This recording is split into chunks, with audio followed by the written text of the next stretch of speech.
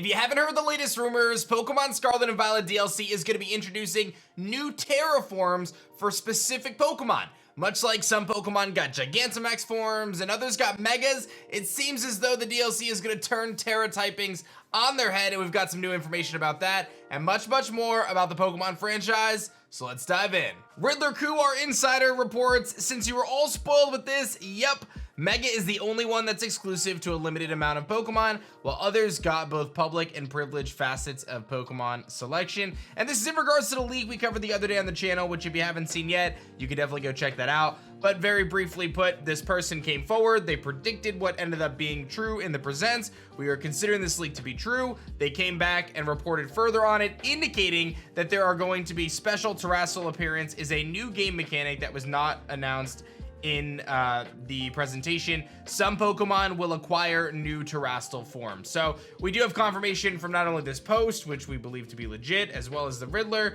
Then we see some really interesting stuff here. So let's kind of break this down, because this is where it gets really cool.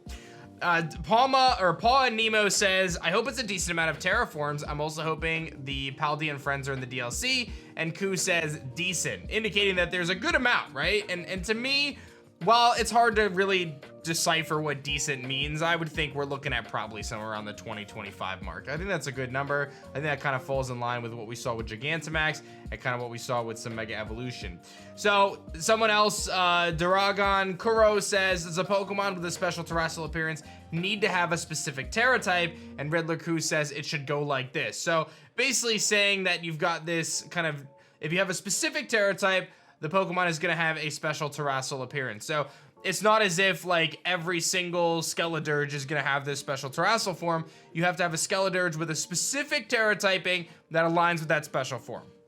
That's where we're at with that. So Eclipse then reports on it and says, it's more interesting than you think. If you can imagine, for instance, a water type Charizard with a different look. Well, you can have it, but only if you have a Tera water Charizard, and only if that Pokemon have this new power to change appearance. So this really falls in line with what they just did with Gigantamax Soup in the Isle of Armor. If you remember when Pokemon Sword and Shield rolled out, you had these different raids with, you know, all these cool different Pokemon and Dynamax forms, and then some Pokemon had Gigantamax forms, like Lapras and so on and so forth. But if you caught a regular Lapras, you could never get Gigantamax Lapras. Until the Isle of Armor, where they introduced Gmax Soup, where you could change the Pokemon's form from allowing a Dynamax form to a Gigantamax form, and boom, it had a new special move. Well, this seems to be a very similar approach here for Tera types, right? You may have a water type Charizard now, but it doesn't have this special power, maybe provided to you by Terapagos, I don't know. But then boom, now it's water Tera Charizard with something different about it. We don't know what it is. We are assuming it's going to be an appearance difference, right? That's step one. Maybe the hat's different. Maybe the crystallization changes its body in general, which is something that we don't have currently. Right now, Tera's only changed the hats.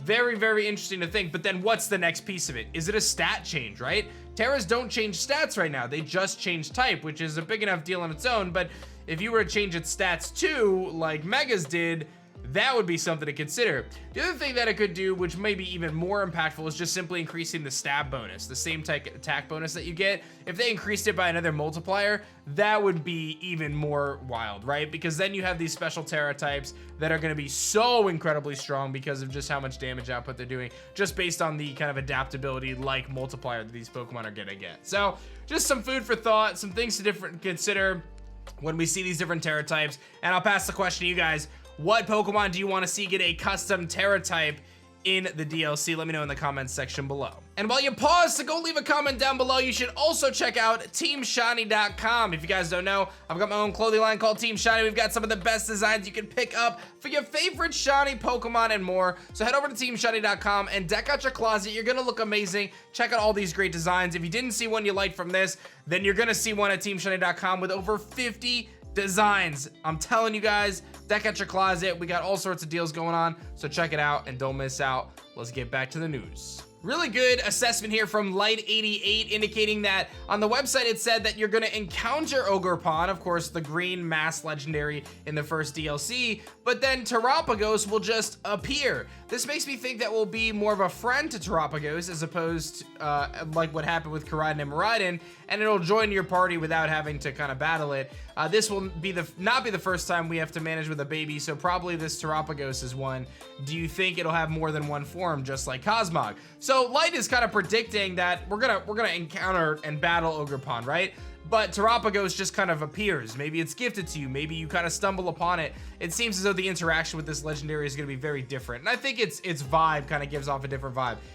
Is it going to be like Cosmog? Is there a baby version of Terapagos? Is Terapagos the baby version and really it's the whole Paldean map if it evolves or whatever?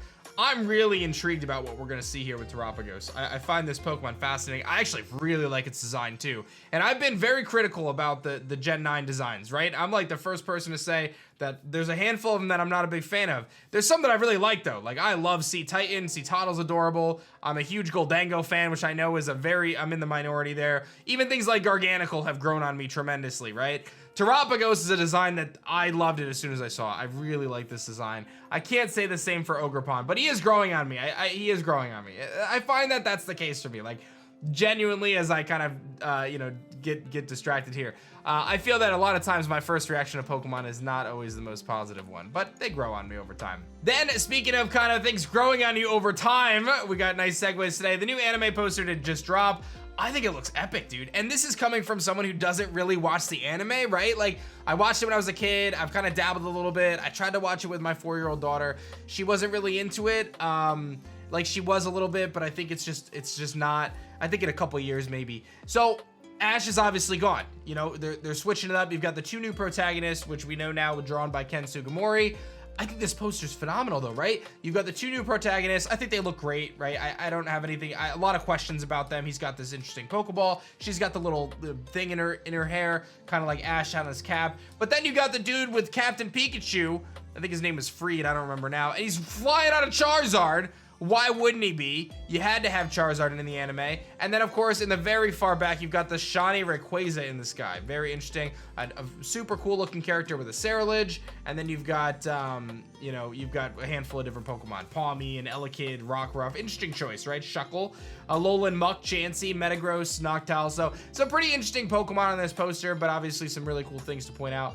I might give it a shot. You know, I watched Sun and Moon when it dropped, like the anime for Sun and Moon. They had the new art style. I gave it a shot. So maybe I'll give this one a shot. It's interesting though. Joe Merrick saying, it really does look like we're going another year without a Pokemon movie and without a new mythical. The last one was in 2020. Granted, Zaruda's perfection. Goes on to talk about Celebi and his love there. Interesting though. I actually mentioned that pre-Pokemon Presents thinking, hey, we're probably gonna get a new mythical and a movie, and then we haven't had anything of the sort. So I don't know. We'll have to wait and see on that. In terms of Detective Pikachu, Jonathan Crystal in talks to direct Pokemon Detective Pikachu sequel. So there are some, you know, articles about this, deadline reports on this, that there is going to be a Detective Pikachu sequel.